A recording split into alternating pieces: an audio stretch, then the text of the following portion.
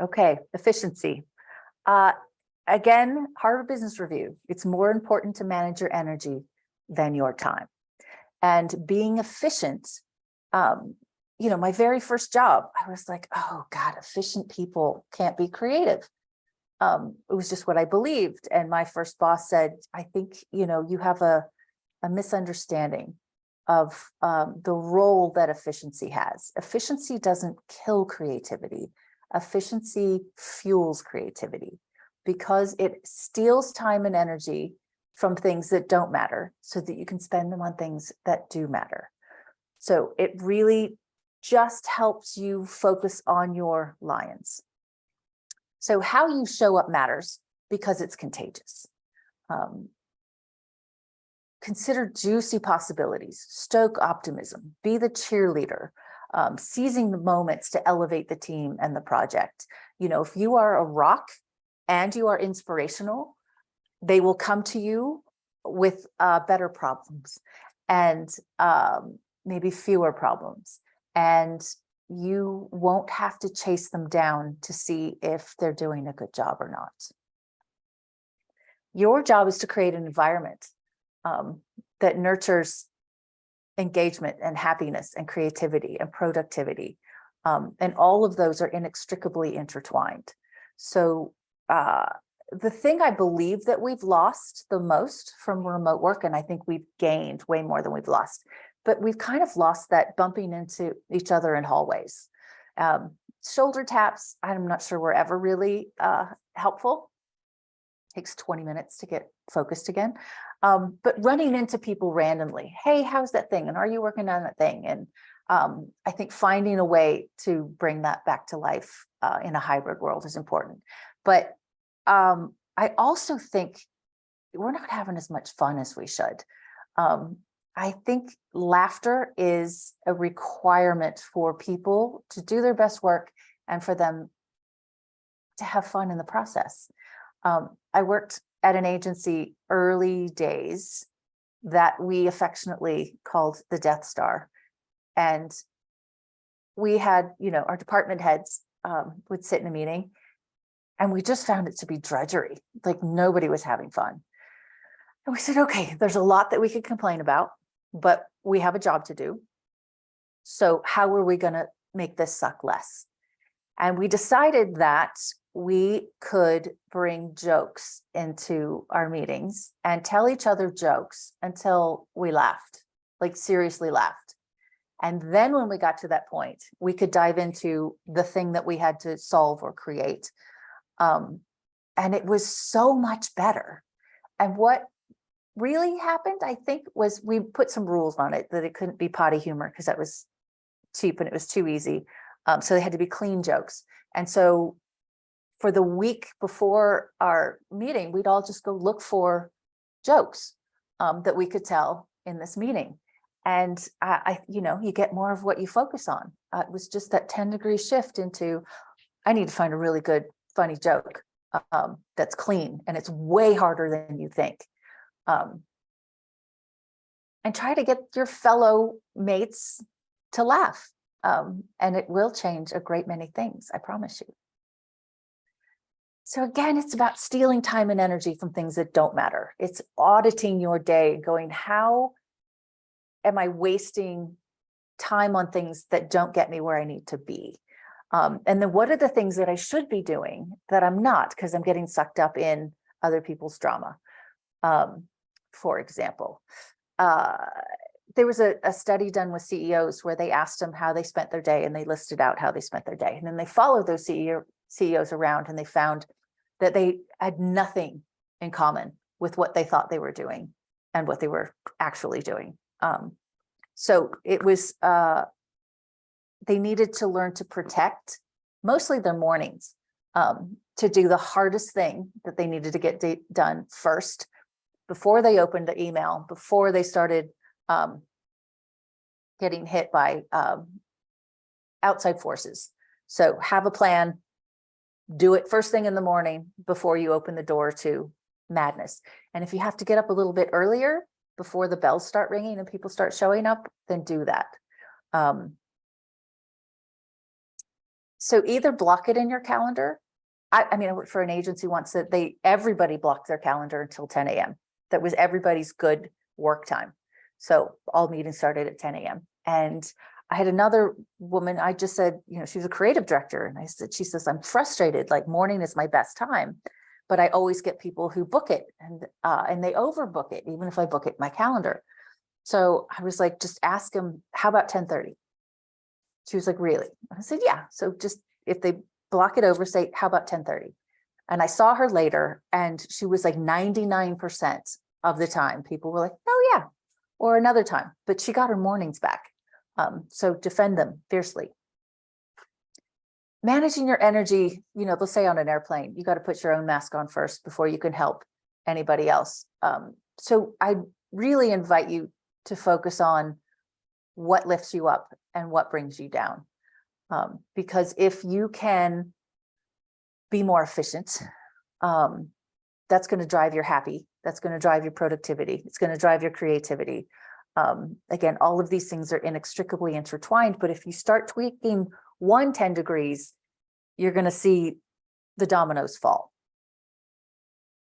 So I'm going to give you some tips on raising your buoyancy, as I say. And one is borrowing energy, also known as living artfully. Elevating your state of mind, your state of being. What do they say? TED Talks, make yourself big or do jumping jacks 2 minutes before you get on stage. It elevates your physical state, which elevates how you come across. Elevate your space. Make sure it's tidy, make sure it's pretty. And your tools.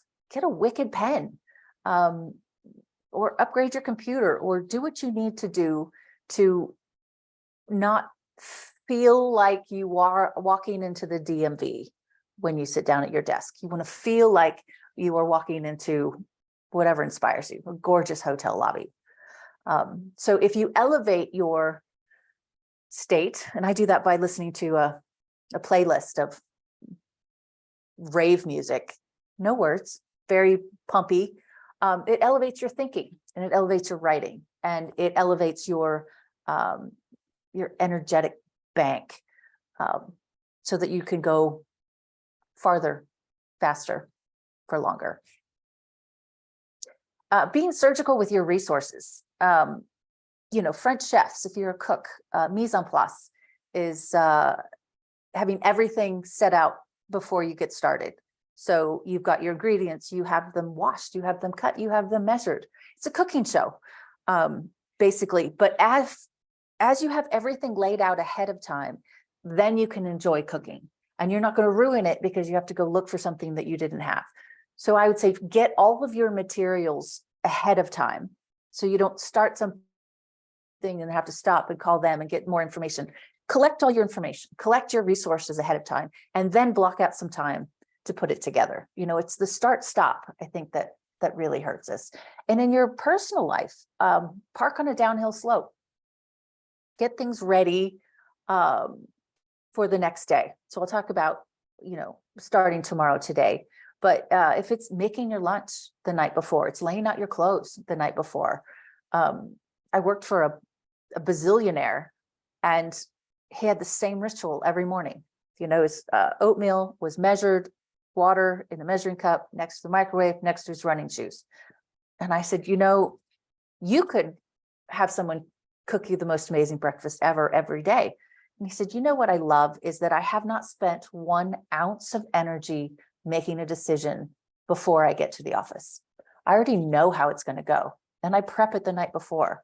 And I show up with so much more in my bank to be able to tackle the hardest thing that I need to do first thing in the morning.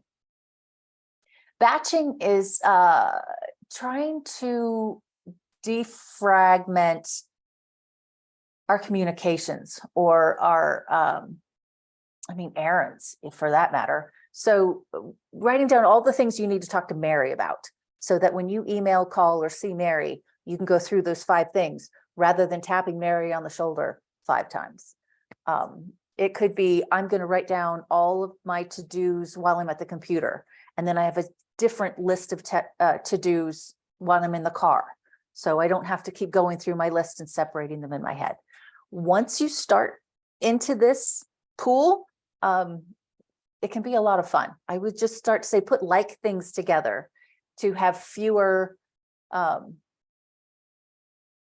sorting through or fewer shoulder taps. Turn the bells off.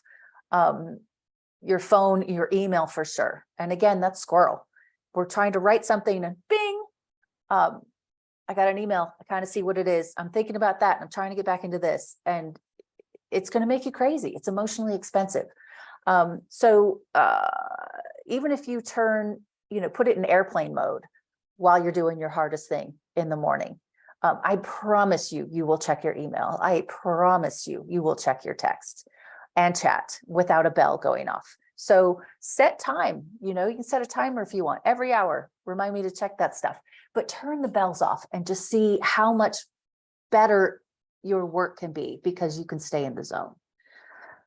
Changing email subject lines. I spend a lot of time digging through emails, threads, stacked threads, trying to find that piece of information. So one of them is like, have agreements on how you're going to use email. And documents that I might be looking for could be, in a place where I know to look for documents. But even if you change the subject line, you can keep whatever client, but change the part that you can either answer in the subject line, but what it will help you do is search for it. So here's my, I don't know, due by date. So then if I go back in and go, I want this client due by date, that email pops up and I don't have to go search for it. And when you're writing emails, email is a full-time job and I've got monster issues with it, the way it's currently used. But if you spend a moment, which you can do if you batch, designing an email for the reader. So people don't read anymore. They don't have time. No way we're going to get through all that. So make it scannable, bold certain keywords or the main point of your missive. I always say, is this an FYI? Do you have an action step? So I might have 3 points. Here's the first one, FYI, this happened. Second point, I've written a recommendation, action needed. I need you to look at this by tomorrow afternoon at 5. And then if it's point 3, and oh, by the way, here's this other thing that you were talking to me about, blah, blah, blah, blah. And I bolded the part that they need to know. So they can scan through it, but then also they can search for it if they move past it. But it really is taking a minute to make it easier for the reader. Because what happens is you'll send an email, it's really long, they'll open it, they'll roll their eyes, they'll close it, they won't read it. And you're like, you didn't read my email. And they're like, it was too long. They won't say that, but that's what's happening. So we have to redesign how we use email. It really is about knowing thyself and designing accordingly. We do different kinds of work well at different times of day. And it took me a long time to realize this, but mornings tend to be my best writing time, even though I'd rather be asleep. I write better. There are fewer bells going off, fewer distractions, dogs are still asleep. I just know I do my best writing. And then lunchtime is really good for conversations. So it's having, you do it over food and beverage. It's a conversation. It's not a meeting. But that's just a good talking time for me. And then by the afternoon, I'm done. I'm whipped. But I can then prep for tomorrow and kind of get everything ready to go for my next morning. And then the evening time, I sit down with a glass of something nummy and a beautiful pad of blank paper. And that's when I think about, what do I want to say to that person? I might jot some notes. How might I solve that problem? Jot some notes. But I like that thinking time when I'm not in front of a computer and I don't have, and I'm not late for something.